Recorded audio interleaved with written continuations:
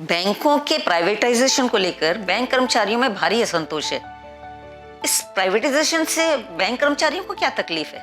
हमारे देश में सरकारी कर्मचारी और सार्वजनिक क्षेत्र के उपक्रम के कर्मचारियों में एक जॉब सिक्योरिटी की फीलिंग होती है जो कि प्राइवेट सेक्टर में नहीं होती है। बहुत सारे हमारे युवा साथी अच्छी अपॉर्चुनिटीज़ को छोड़ के बैंक के जॉब में कम वेतन पे इसलिए आए कि उनको जॉब सिक्योरिटी चाहिए थी।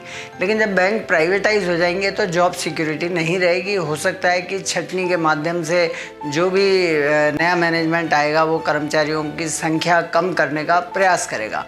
इसके अलावा कई बार क्या प्राइवेट जो बैंक या प्राइवेट ऑर्गेनाइजेशंस होते हैं उसके अंदर एम्प्लॉयर की आपसे बिज़नेस की जो अपेक्षाएं होती हैं वो बहुत ज़्यादा होती हैं, अनरियलिस्टिक भी होती हैं, और यदि आप उन्हें पूरा नहीं कर पाते हैं तो कई बार एम्प्लॉयर आपको फायर भी करता है। तो स्वभाव नेचुरल है कि जो सार्वजनिक क्षेत्र के बैंक के लोग हैं वो प्राइवेटाइजेशन से बड़े डरे हुए हैं और वो इसका विरोध करेंगे।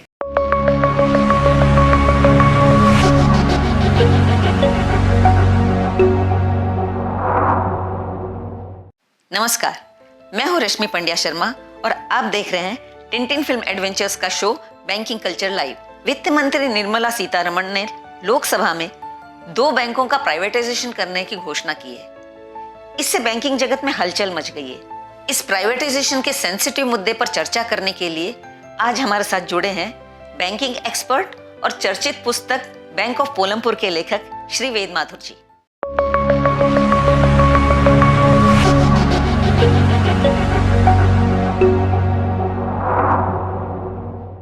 माथुर साहब, वित्तीय बजट 2021-22 में सरकार ने 2 पब्लिक बैंकों का प्राइवेटाइजेशन करने की घोषणा की है। इसके क्या परिणाम होंगे? देखिए, ये जो डिसइन्वेस्टमेंट की बात हुई है ये दरअसल इस तरह की बात है कि कोई बेरोजगार युवक अपने गांव की खेती की ज़मीन को बेचकर मोटरसाइकिल खरीद ले और उससे शहर में आवारागर्दी करे। सवाल ये है कि डिसइन्वेस्टमेंट से जो आपको राशि मिलेगी उसका आप क्या करेंगे। और उससे भी बड़ा सवाल मेरे जहन में ये उभरता है कि जो बैंक घाटे में चल रहे हैं उनको कौन खरीदेगा और जो बैंक प्रॉफिट में हैं उनको बेचने की क्या ज़रूरत है। बैंकों के निजीकरण के क्या खतरे हैं? देखिए, बैंक के निजीकरण के खतरे आप जानना चाहते हैं तो यस बैंक की स्टोरी को देख लें, जहां प्रमोटर ने अलग अलग नामों से बैंक की ओर से करोड़ों अरबों रुपए के ऋण दिए। वो ऋण एनपीए हो गया और वो ऋण घूम फिर के प्रमोटर के खाते में आ गए। तो कुल मिलाकर उसमें सफरर आम डिपॉजिटर रहेगा। यहाँ सरकारी बैंकों के अंदर आम आदमी का पैसा सुरक्षित रहता है और चूंकि उसका जो बोर्ड होता है वो एक जिम्मेदार बोर्ड होता है कंपैरेटिवली, इसलिए उसमें इस तरह की फ्रॉड के चांसेस कम होते हैं। जबकि प्राइवेट बैंकों का इतिहास ये बताता है कि वो अपने डिपॉजिटर्स के साथ एक तरह का फ्रॉड करते हैं और बाद में जब बैंक फेल हो जाता है तो डिपॉजिटर्स परेशान होते हैं। माथुर साहब, बैंकों को आखिर प्राइवेटाइज करने की नौबत आई ही क्यों? देखिए, इस सवाल के जवाब में मैं कुछ ऐसी बातें कहूँगा जो संभव है कि बैंकर्स को कड़वी लगे, लेकिन कहीं ना कहीं जो एक मानसिकता सार्वजनिक क्षेत्र के कर्मचारियों में या सरकारी कर्मचारियों में रहती है कि हम सरकारी कर्मचारी हैं, वो मानसिकता बैंकों के कर्मचारियों में रहती है और उससे पब्लिक ओपिनियन और सरकार की ओपिनियन नेगेटिव बनती है। तकनीकी रूप से देखें तो सरकारी बैंकों का जो एनपीए है, टोटल बैंकिंग उद्योग का जो एनपीए है उसका 70% एनपीए सरकारी बैंकों के पास है। वो बढ़ता हुआ एनपीए जो कि इस कोरोना के समय में जो इकोनॉमी के अंदर मंदी आई है उससे रिजर्व बैंक को ऐसा लगता है कि बढ़कर सितंबर 21 के अंदर 13.5% हो जाएगा। तो ये बड़ी विस्फोटक प्रतिशत है। जिस तरह से एनपीए बढ़ रहे हैं तो सरकार को ये लगता है कि यदि हम इसमें प्राइवेटाइज कर देंगे बैंकों को तो प्राइवेट बोर्ड होगा या प्राइवेट ऑनरशिप होगी, वो एनपीएस को कंट्रोल करेगी। दूसरी बात यह है कि ये नौबत इसलिए भी आई है कि बैंकों के अंदर गवर्नेंस खराब है। इस बात को सरकार को ही मानना पड़ेगा और जो बैंकों का मैनेजमेंट है आम कर्मचारी को मानना पड़ेगा कि कहीं ना कहीं गवर्नेंस खराब है। सरकार का और ब्यूरोक्रेसी का अनड्यू इंटरफेरेंस है, हस्तक्षेप है। दूसरा कारण ये है, और ऑटोनॉमी की जो बात की जाती है वो सिर्फ किताबों में है, वास्तविक रूप से सरकारी बैंकों को ऑटोनॉमी नहीं है, उनकी कार्यप्रणाली में भी पारदर्शिता नहीं है, और सबसे बड़ी बात कि कार्य संस्कृति जो वर्किंग कल्चर होना चाहिए उसका अभाव है। मैं एक उदाहरण देना चाहूँगा कि आज एक बिजनेसमैन जिसकी 5,000 करोड़ की ऑलरेडी लिमिट्स हैं, अचानक उसको कोई बड़ा कॉन्ट्रैक्ट मिले और 250-300 करोड़ रुपए की उसे और ज़रूरत पड़े और वो प्रस्ताव बना के किसी सरकारी बैंक को दे दे और उसमें अप्रोच ना लगाए, तो मुझे नहीं लगता कि 2-4 साल तक वो लोन स्वीकृत हो पाएगा। तो जो कार्यप्रणाली या वर्क कल्चर है नीचे से लेके टॉप मैनेजमेंट तक, वो उसमें कहीं ना कहीं कमियां हैं। वेद जी, इन सरकारी बैंकों में जो एनपीए बढ़ रहा है उसके लिए मुख्य रूप से जिम्मेदार कौन होगा? आपने एक बड़ा महत्वपूर्ण सवाल उठाया है। जब भी बैंकों में एनपीए की बात होती है तो यह भ्रम फैलाया जाता है कि इसके लिए हमारा कृषि क्षेत्र या एमएसएमई सेक्टर जिम्मेदार है, लेकिन यदि आप इसका विश्लेषण करें तो पाएंगे कि जो छोटे लोन हैं 10 लाख रुपए तक के, ये मुश्किल से 10 से 15% एनपीए इनकी वजह से है।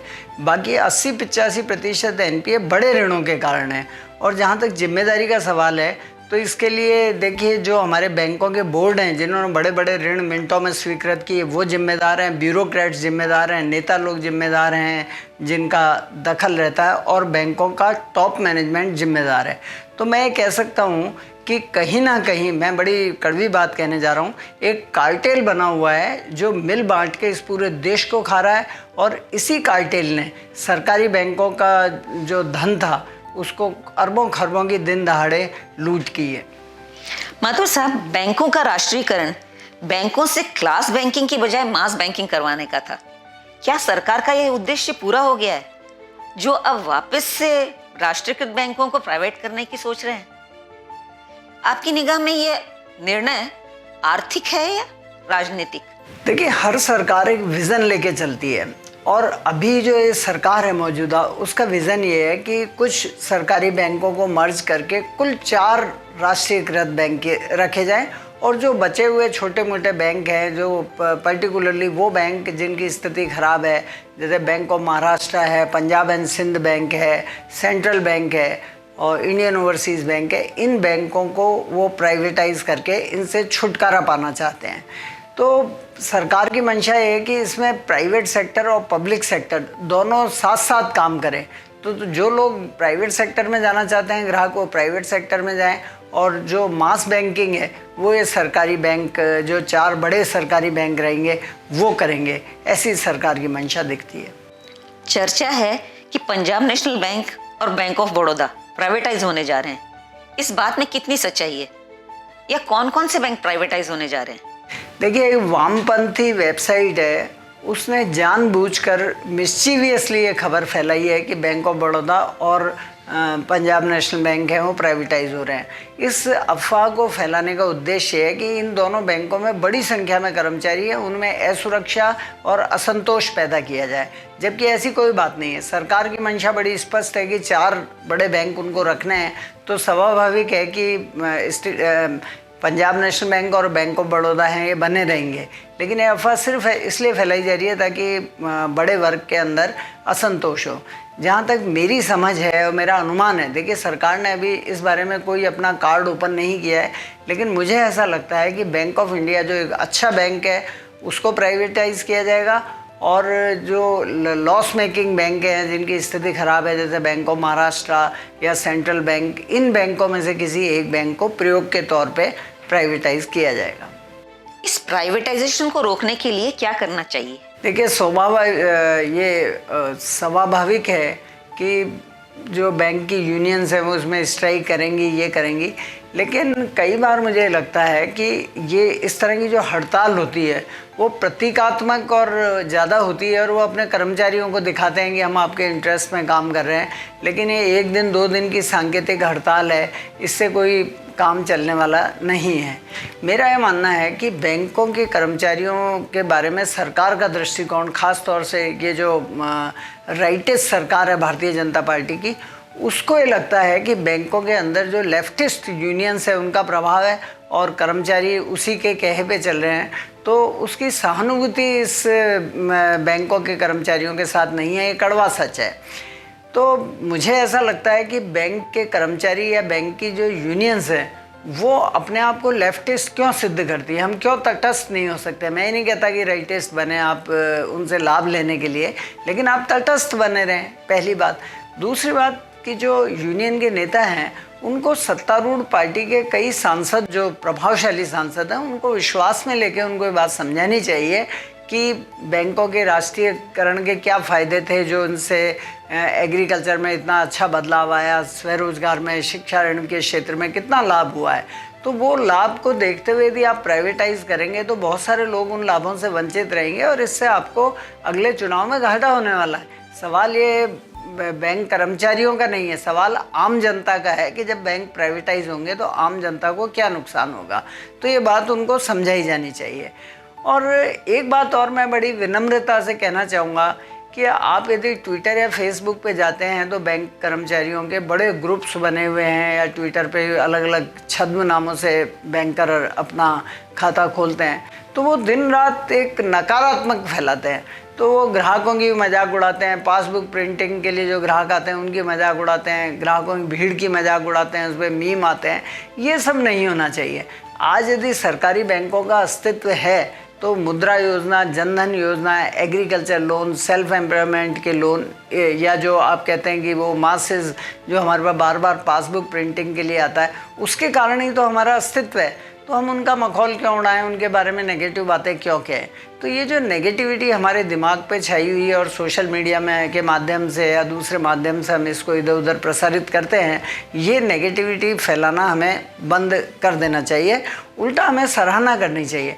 देखिए, सरकार की जो योजनाएं हैं, आज आपको रोजगार मिल गया बैंक में, लेकिन आप सरकार की योजना में स्वरोजगार में किसी को ऋण देना है, उसकी आप आलोचना करें तो वो ठीक नहीं है। यदि आप वास्तव में उसके आलोचक हैं तो मुझे लगता है कि आपको नौकरी छोड़ के और मेंबर ऑफ पार्लियामेंट का चुनाव लड़ना चाहिए और संसद के फोरम पे जाके कहना चाहिए कि ये योजनाएं गलत है। तो दरअसल हम जिस डाली पे बैठे हैं उस डाली को काट रहे हैं। हमारा जो राष्ट्रीयकृत बैंकों का उद्देश्य कह लें या स्ट्रेंथ कह लें, वो यही तो है कि हम जनधन खाते खोल रहे हैं, हम स्वरोजगार के लिए, कृषि के लिए, शिक्षा ऋण स्टूडेंट्स को दे रहे हैं, तो उसकी हमें आलोचना नहीं करनी चाहिए। कुल मिलाकर मैं कह सकता हूँ कि यदि बैंक कर्मचारी चाहते हैं कि प्राइवेटाइजेशन ना हो तो बजाय ट्विटर पे नेगेटिविटी फैलाने के कुछ सांसदों से संपर्क होना चाहिए और उसके माध्यम से सरकार तक तरीके से अपनी बात पहुँचाई जानी चाहिए। माथुर साहब, इस चर्चा में आज आपने दर्शकों को बहुत महत्वपूर्ण जानकारी दी है, लेकिन इस प्राइवेटाइजेशन के बारे में आपका क्या विचार है? ये होना चाहिए या नहीं होना चाहिए? देखिए, जो लोग प्राइवेटाइजेशन के पक्ष में हैं उनसे मेरा एक सवाल है कि यदि ये सरकारी बैंक नहीं होते और ये एग्रीकल्चर और सेल्फ एम्प्लॉयमेंट के क्षेत्र में ज़बरदस्त काम नहीं करते तो आज हिंदुस्तान में रोजगार की क्या स्थिति होती और जीडीपी की क्या स्थिति होती। तो हिंदुस्तान में सरकारी बैंकों ने अर्थव्यवस्था को आगे बढ़ाने में ज़बरदस्त योगदान दिया है, तो ये जारी रहना चाहिए। लेकिन साथ ही बैंकों का जो ये पब्लिक सेक्टर बैंक्स हैं, इनके बोर्ड के अंदर अच्छे प्रोफेशनल्स की नियुक्ति करनी चाहिए और उनकी जवाबदेही तय होनी चाहिए। अब जैसे अरबों खरबों रुपए का एनपीए हो गया, लेकिन उसके लिए कोई जवाबदेह नहीं है टॉप मैनेजमेंट के लोग, तो टॉप मैनेजमेंट को आपको जवाबदेह बनाना पड़ेगा, गवर्नेंस को इम्प्रूव करना पड़ेगा, ऑटोनॉमी बैंकों में देनी पड़ेगी और निचले स्तर के जो कर्मचारी हैं, जो ब्रांच लेवल पे काम कर रहे हैं, उनको आम आदमी के प्रति अपना नज़रिया बदलना पड़ेगा और अपनी सोच को पॉजिटिव करना पड़ेगा।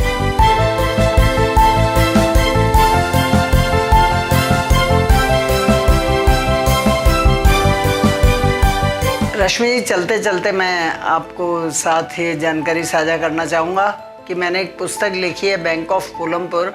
ये व्यंग्य उपन्यास हिंदी और इंग्लिश दोनों में उपलब्ध है और दरअसल ये कहानी ही नहीं है वरन एक तरह की डायग्नोस्टिक रिपोर्ट है सरकारी बैंकों की, जिसको पढ़ के आपको पता लगेगा कि सरकारी बैंकों में कहाँ कहाँ रोग है। यदि मेरी इस डायग्नोस्टिक रिपोर्ट को सरकार पढ़े और उसमें उपचारात्मक कदम उठाए तो मैं सोचता हूँ कि काफ़ी बैंकिंग उद्योग को लाभ मिलेगा। आप पढ़िए, ये अमेज़ॉन और हमारी वेबसाइट www.vedmathur.com पर उपलब्ध है। यदि आप हमारा ये वीडियो फेसबुक पर देख रहे हैं तो हमारे पेज को लाइक कीजिए और यूट्यूब पर देख रहे हैं तो हमारे चैनल को सब्सक्राइब करके बेल आइकन दबाना ना भूलिएगा, जिससे आने वाले हर वीडियो की नोटिफिकेशन सबसे पहले आपके पास पहुंचेगी। हाँ, अगर आपका भी कोई प्रश्न है या आप भी कुछ पूछना चाहते हैं तो हमारे कमेंट बॉक्स में जरूर पूछ सकते हैं।